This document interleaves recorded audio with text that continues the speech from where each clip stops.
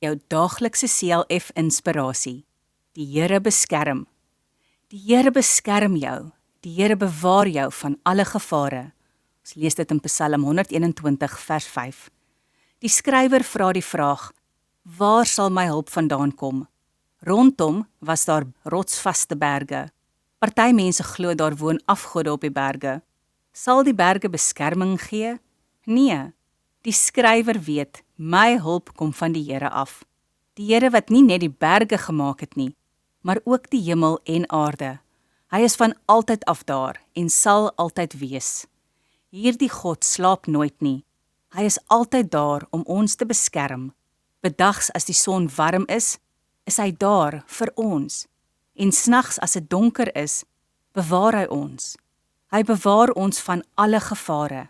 En as ons val, tel hy ons weer op. Hy bewaar ons oral en altyd. Kom ons bid saam. Liefdevolle Heer, dankie dat U altyd daar is vir my.